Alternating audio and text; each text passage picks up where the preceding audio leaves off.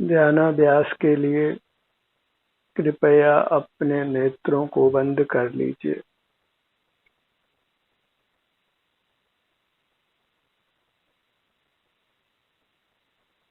अपना मुख अपनी ओर कीजिए।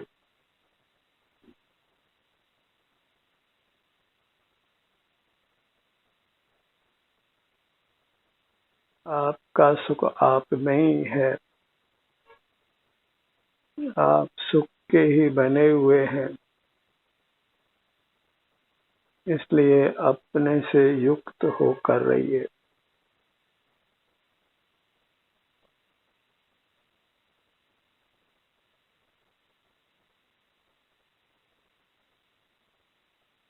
इंद्रिय ज्ञान से हम बाहर की दुनिया से जुड़ते हैं।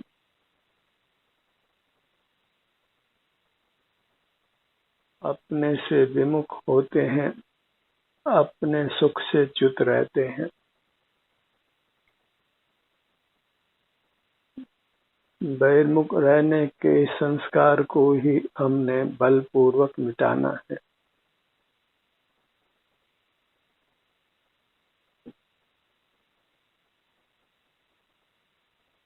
हमारी अपनी अमूर्त काया है जो सुख की बनी हुई है, उसी के सन्मुख रहकर सुख से रहना है।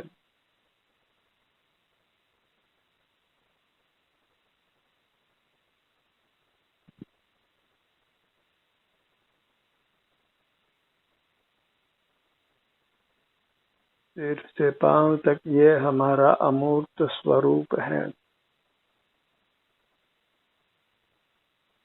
जो सुखमय है।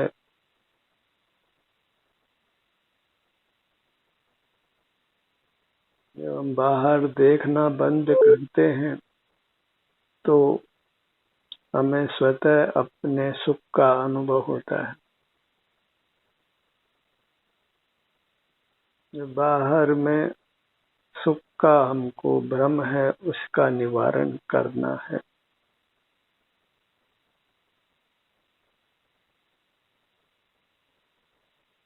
बाहर में इंद्रिय सुख मिल सकता है जिसका अंत विरस होता है,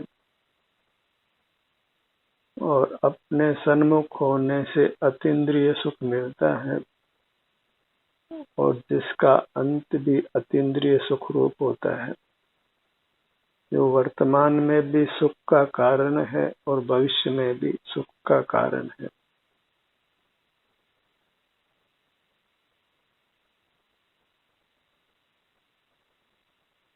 अपनी अमूर्त काया विशाल है, नाना अंगोपांग रूप है। हर अंग को उससे युक्त रखकर स्वस्थ रखिए।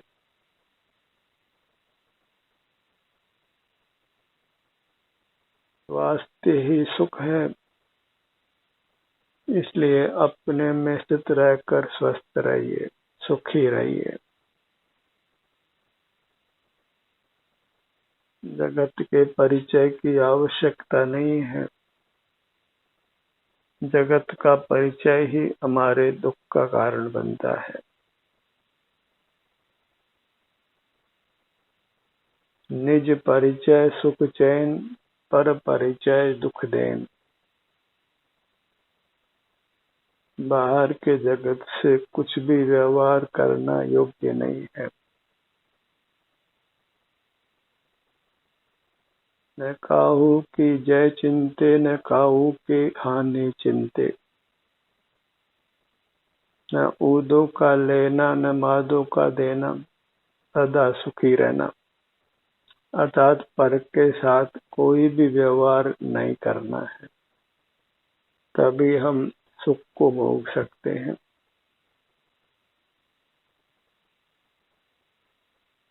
व्यवहार को छोड़कर ही हम अपने में लीन रह सकते हैं, अपने सुख को भोग सकते हैं।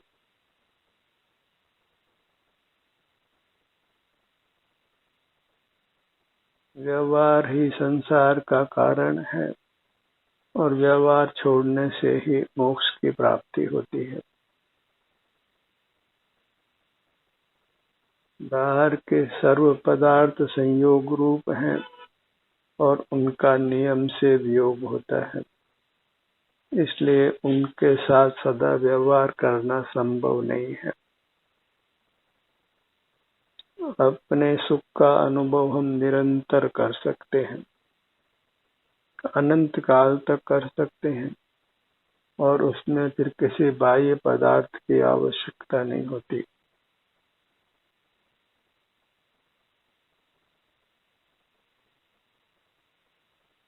सदा ही हम विश्राम की अवस्था में, सुख की अवस्था में रहते हैं। फिर भूख भी नहीं है, प्यास भी नहीं है, निद्रा भी नहीं है, किसी प्रकार की इच्छा नहीं रहती है। इसलिए अपनी मूर्त ही हमको सुख का कारण है। परमात्मा के रूप से अपनी अमूर्त काया को ही कहा जाता है, किसी अन्य जीव को नहीं। परमात्मा का स्मरण करना, भगवान का स्मरण करना अर्थात अपना अनुभव करना।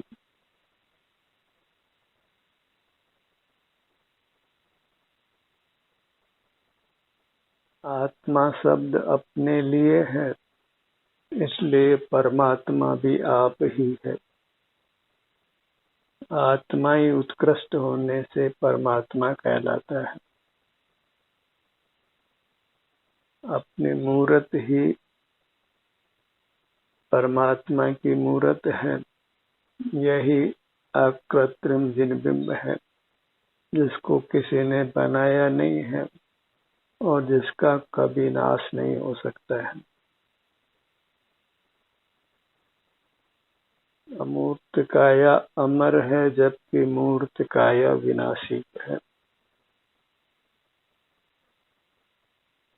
और जब मूर्त पदार्थों को देखना जानना बंद करते हैं, तो फिर हम मूर्त काया के बंधन से मुक्त हो जाते हैं।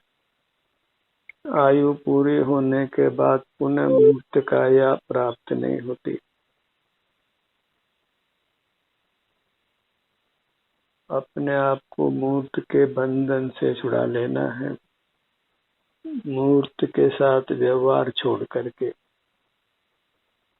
जितना भी मूर्त के साथ हम व्यवहार करते हैं, वह सर्व ही हमारे दुख का कारण है, संसार में रहने का कारण है। यदि मूर्त पदार्थों के साथ व्यवहार नहीं किया जाए, तो फिर संसार का अंत आ जाता है, दुखों का अंत आ जाता है।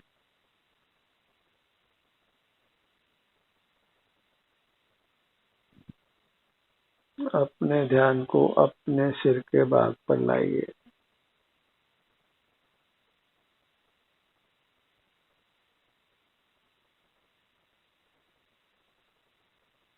ध्यान करने में कोई नियम नहीं है कि अपने किस स्थान पर उपयोग लाया जाए, किस क्रम से लाया जाए, क्योंकि अपनी पूरी मूर्त ही आनंद की मूर्त है।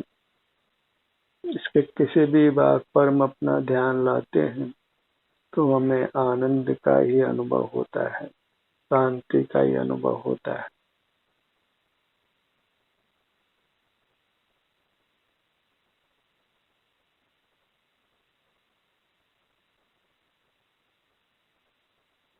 मूर्त काया का संबंध मिट जाने पर सिर से पांव तक पूरी काया एक रूप रहती है।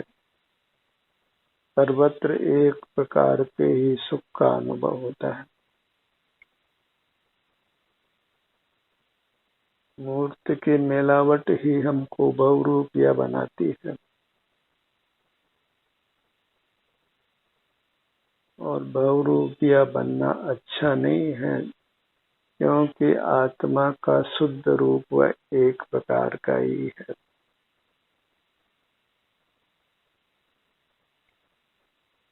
मूर्त की मिलावट से ही जीव नाना प्रकार का होता है, चित्र विचित्र प्रकार के परिणाम होते हैं।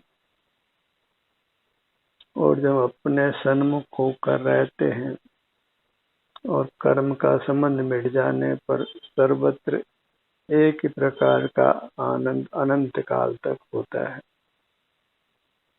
द्वैत का सर्वथा अभाव होता है।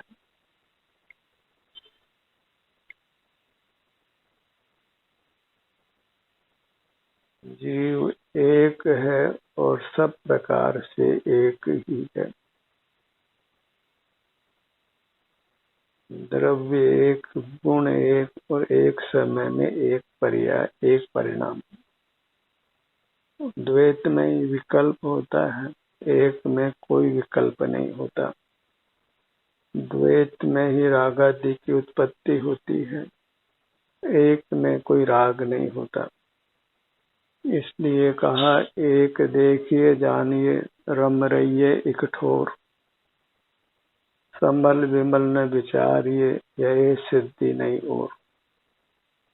ये अच्छा ये बुरा ऐसा कुछ भी विकल्प मत करो, बस अपने में रमण करते हुए रहो, अर्थात अपने सुख शांति का भोग करते हुए रहो।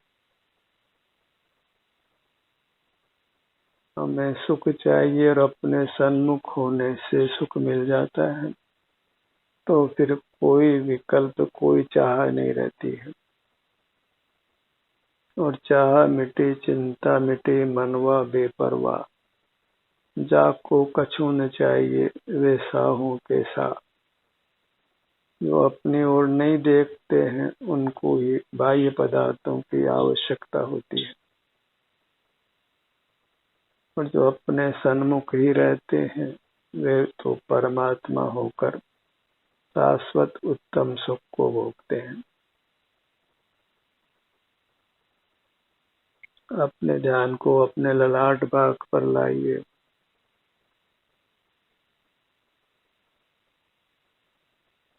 ध्यान सत्र के दौरान अपने ध्यान को अपने सिर से पैरों तक ही रखना है। जहाँ भी इष्ट हो, आप चाहे जिस बात की संवेदना का अनुभव करते हुए रह सकते हैं। एक स्थान से दूसरे स्थान पर शीघ्र शीघ्र जा सकते हैं या धीरे धीरे जा सकते हैं। इससे मोक्ष मार्ग में कुछ भी अंतर नहीं पड़ता है। मोक्ष मार्ग की शर्त यही है कि हम बाह्य जगत के सन्मुख नहीं हो, कुछ बाहर का देखना जानना नहीं है। आज का जितना भी विज्ञान है वह सब भौतिक जगत के बारे में है, और वह सब विज्ञान मोक्ष मार्ग में साधक नहीं है, बाधक ही है। वह सब संसार को दीर्घ की करता है।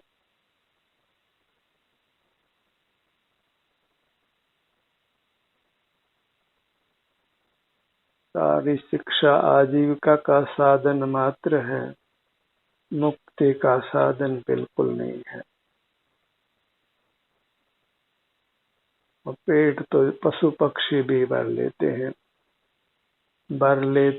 पेट सभी जिनके है काया। वीर तो वही हैं जो जिनेंद्र होते हैं, इंद्रिय जयी होते हैं, मूर्त पदार्थों के साथ व्यवहार को छोड़ देते हैं और समग्र व्यवहार अपने साथ ही करते हैं, अपने सन्मुख ही रहते हैं। सुख अपने में ही है, इसलिए अपने सन्मुख ही रहना है। वैसे लोक में भी हम सारे जगत के सन्मुख कहाँ रहते हैं।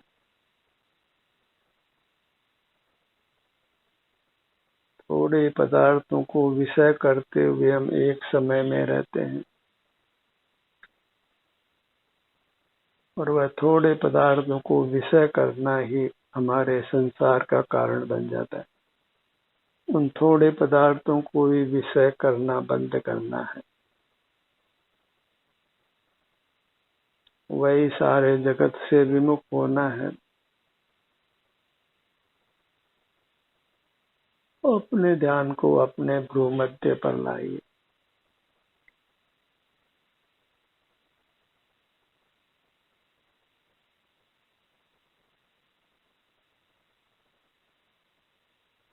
ध्यान में वास्तव में कुछ बोलने सुनने की आवश्यकता नहीं है, पर चूंकि हमारा उपयोग स्वतः अपने सन्मुख नहीं रह पाता है, इसलिए यह कार्यक्रम आयोजित है।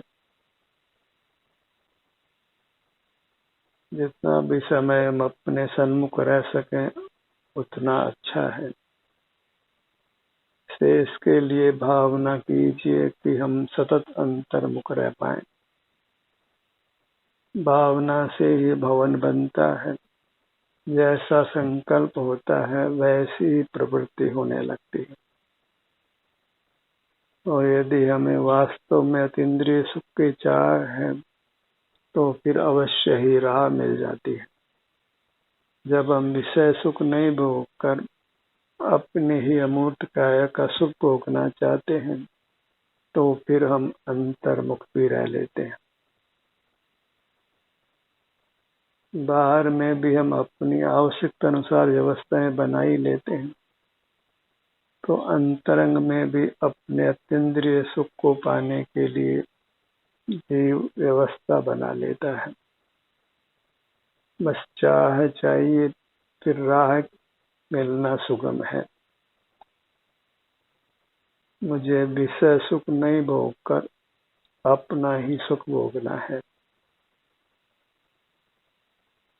अपने सन्मुख रहना है। सारी धन संपदा पर द्रव्य है और उससे वास्तव में सुख प्राप्त नहीं किया जा सकता है। तथापि हम धन संपदा को पाने के लिए प्रयत्नशील रहते हैं, क्योंकि उपयोग के बहिर्मुख रहने पर धन संपदा की चाह हुए बिना नहीं रहती है।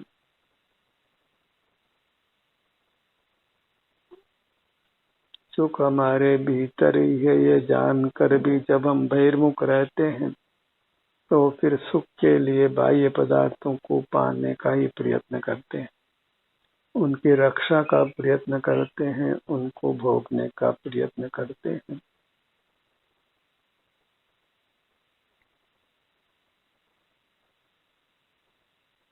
अपने सन्मुख होने से ही मोक्ष मार्ग में गति होती है, अन्य किसी प्रकार से नहीं होती। इसलिए कहा है आपको आपकी ही शरण है, अपने अमूर्त काया की ही शरण है। अपने अमूर्त काया के सन्मुख रहकर ही हम दुखों से बच सकते हैं और उत्तम सुख को पा सकते हैं। अपने ध्यान को अपने दोनों नेत्रों पर लाइए।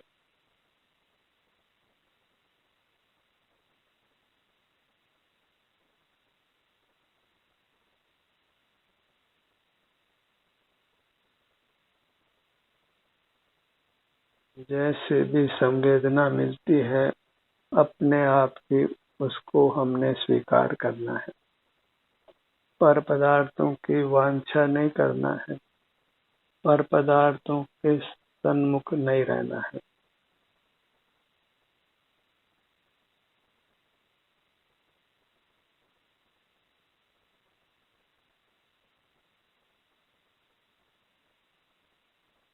अपनी निधि ही भोगने योग्य होती है, पर की निधि भोगने योग्य नहीं होती।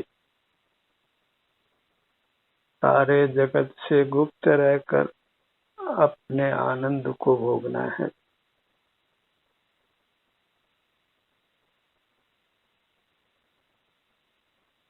अपने ध्यान को अपने दोनों कानों के भाग पर लाइए।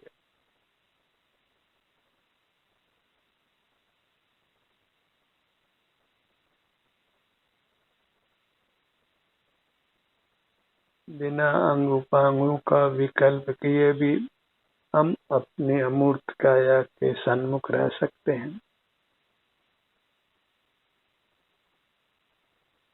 और उत्तम स्थिति तो वही है। बस हमें अपनी सीमा ज्ञात हो कि अपनी सीमा जो अनुभव गोचर है बस उसी सीमा तक बने रहना है। फिर इस सीमा में हमारा ध्यान कहीं भी क्यों ना हो।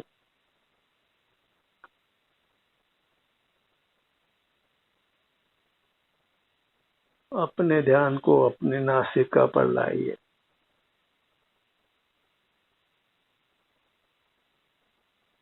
दोनों नथुने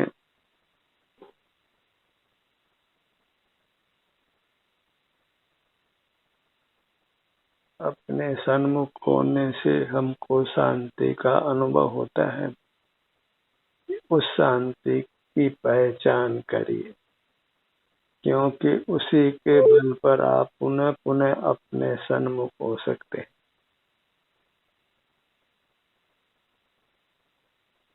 जीव की गति सहज ही शांति की ओर होती है। जहाँ उसे सुख मिले, शांति मिले, सहज ही जीव उसके लिए प्रयत्नशील होता है। और जब अपने सन्मुख नहीं होता तो सहज ही विषय सुख पाने के लिए प्रयत्नशील होता है और उसी से संसार की रचना हो जाती।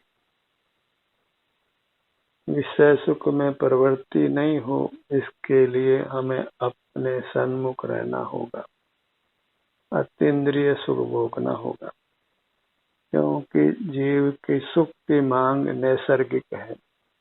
क्योंकि वह सुख का बना हुआ है तो उसको सुख की चाह सदैव होती। और जब अपना सुख नहीं मिलता तो फिर वह विषय सुख पाने के लिए प्रयत्नशील होता है। तो हमें अपने सुख की चाह की पूर्ति करनी होगी स्वाधीनता से, अपने सन्मुख रहकर।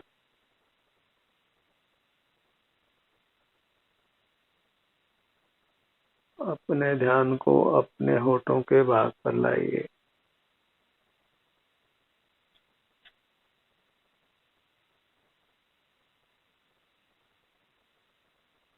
मुख के भीतर दंत पंक्ति, जिह्वा, तालु,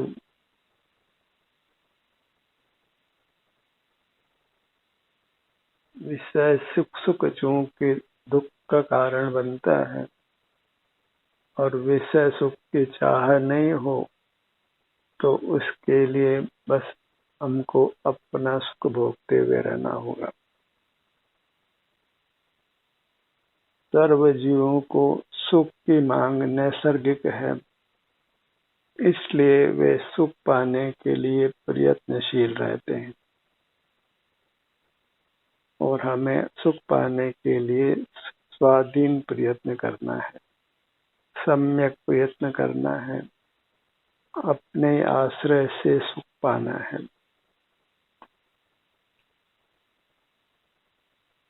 लोक में भी जीव अपने पैरों पर ही खड़े होना चाहते हैं, अपनी आजीविका स्वयं कमा कर जीना चाहते हैं, किसी पर के आश्रित नहीं रहना चाहते। और पारलौकिक मार्ग में हम अपनी अमूर्त काया के अलावा किसी पर पदार्थ का आश्रय नहीं करना चाहते। अपने अमूर्त काया के आश्रय से ही हम जीना चाहते हैं और उसी से हम फिर मोक्ष को प्राप्त करते हैं, परमात्मा होते हैं। अपने पैरों पर खड़े होना, इसका अर्थ यह है कि अपने अमूर्त काया के आश्रय से खड़े रहना, अपने अमूर्त काया के आश्रय से रहना, वही अपने पैरों पर खड़े होना है, स्वावलंबी होना है। अपनी अमूर्त काया पर ही निर्भर रहना है, वही वास्तविक स्वाधीनता है, स्वाश्रय है, अपने पैरों पर खड़े होना है।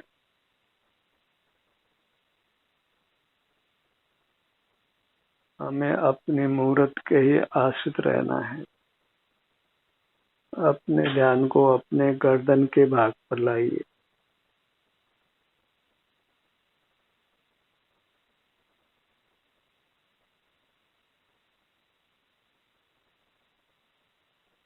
जब छोटा बच्चा भी अपने पैरों पर खड़े हो पाता है, अपने पैरों से चल पाता है, तो उसको खुशी का अनुभव होता है।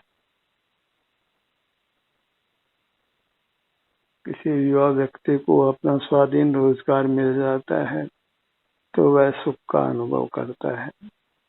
और मोक्ष मार्ग में जब हम अपनी अमूर्त काया के आलम्बन से रह पाते हैं तो हमें सुख का अनुभव होता है।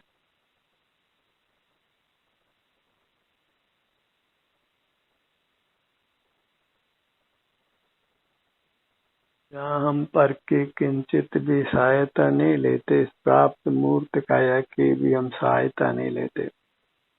जिनको आंखों को खुला रख के देखने की आदत पड़ जाती है तो फिर वे आंखों की रोशनी जानने के नाम से ही भयभीत होते हैं। जिनको कानों से सुनने की आदत पड़ जाती है, फिर कानों से नहीं सुनाई पड़े इस बात से ही वे चिंतित हो जाते हैं।